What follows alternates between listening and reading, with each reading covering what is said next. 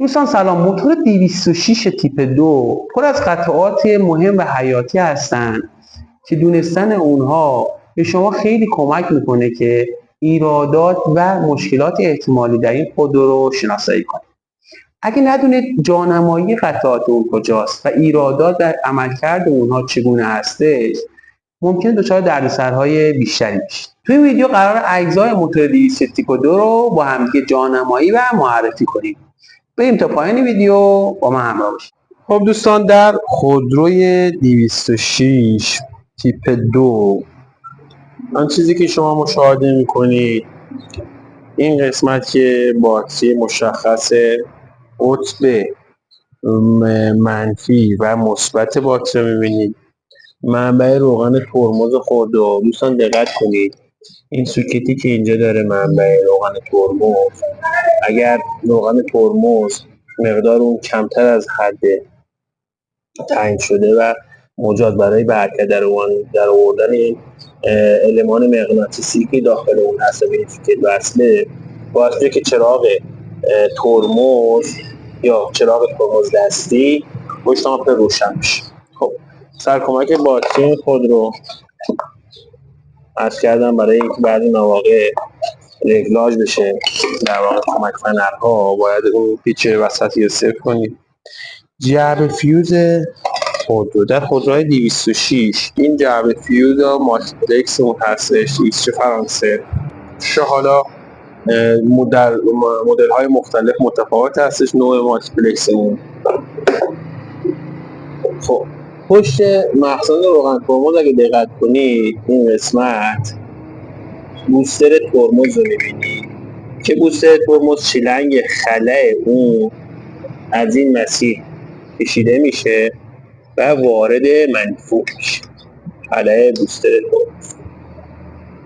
این قسمت که هواکش خرطومی هواکش رو میبینید، سیستم تهویه و نیروهای مقاومت رو که از یک سمت به در واقع درب سوپاب، از سمت دیگه هوا و از سمت شیربرقی کنیستر که این هستش، این لوله در واقع بخارات بنزین هستش که متصل میشه به منیفولد. خلایی که در منیفولد ایجاد میشه قبل از باز شدن دریچه گاز باعث میشه که این هوا به همراه بخار روغن از اینجا ترکیب بشه، به همراه در واقع بخارات بنزین وارد منیفولد بشه. مخزن انبساط خودرو رو می‌بینید، مخزن مایع خنک کننده خودرو که با یک لوله رادیات متصل هستش. عمده نشتی هایی که من تا الان دیدم از همین دو طرف این لوله هستش. خب این و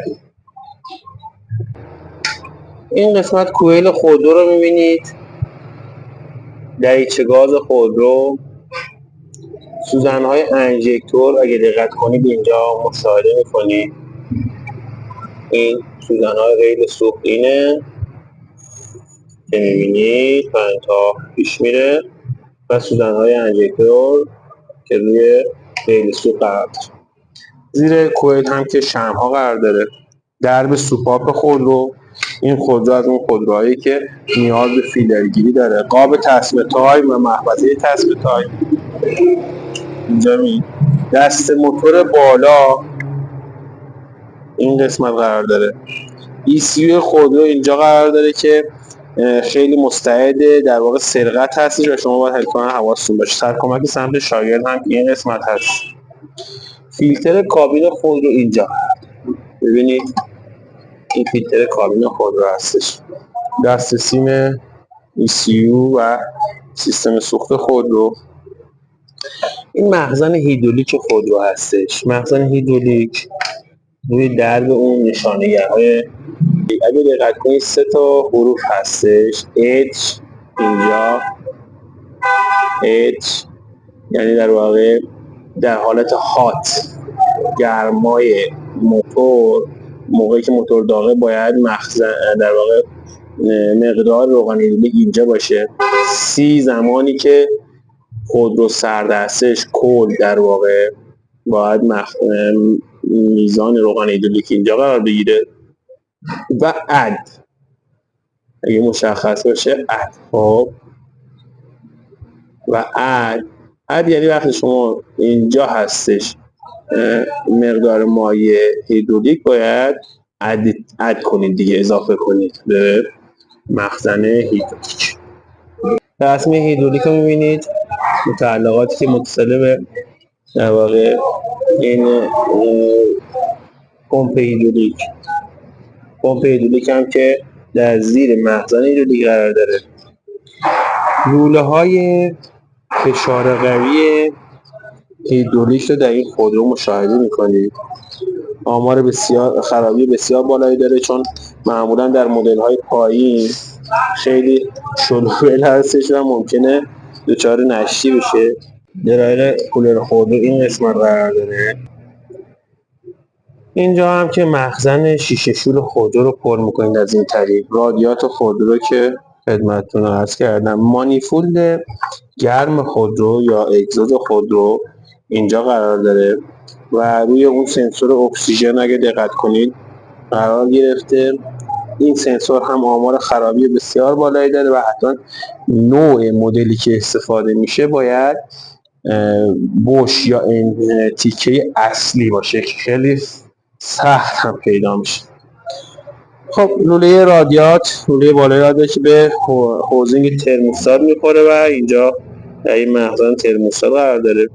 فشنگی آب خودرو رو ببینید، فشنگی آب دو پایه. این قسمت سنسور فشار هیدرولیک خودرو هستش که روی لوله هیدرولیک اگه دقت کنید قرار داره. سنسور فشار هیدرولیک خودرو هم اگر خراب باشه ممکنه فرمون سفت باشه. همونطور که گفتم دریچه گاز خودرو اینجا قرار داره. استوپر خودرو رو می‌بینید این قسمتی پشت. در زیر اون سنسور دریچه گاز هم می‌بینید. این قسمت این سنسور دریچه گاز و این است. خب دوستان وقتی هواکش خودرو رو باز می‌کنید می‌فهمید در زیر اون هم اگه قطعاتی باشه با هم دیگه بریم.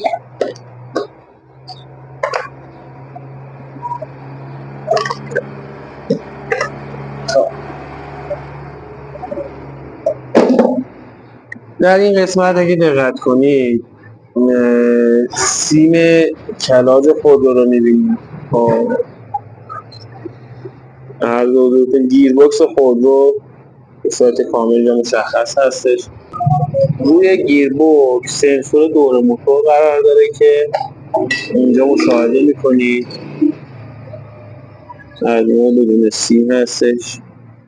فیلتر روغن خودرو، فشنگی روغن خودرو همون قسمت پایین قرار داره.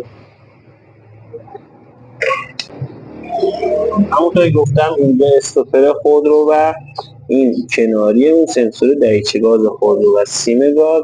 ریل سوخت هم که اینجا واضح تر هستش. این ریل سوخت هستش و در واقع سیم کشی ها هم که مشخصه. خب دوستان دیگه با دیدن موتور 206 اونم تیپ 2 جا نمیخوری و الان دیگه میدونید چی به چیه و هر قطعی کجا قرار داره و چه وظایفی به عهده داره. امیدوارم این ویدیو براتون مفید بوده باشه. لایک و کامنت فراموش نشه و برای دوستانتون بفرستید. موفق و مؤید و پیروز باشید.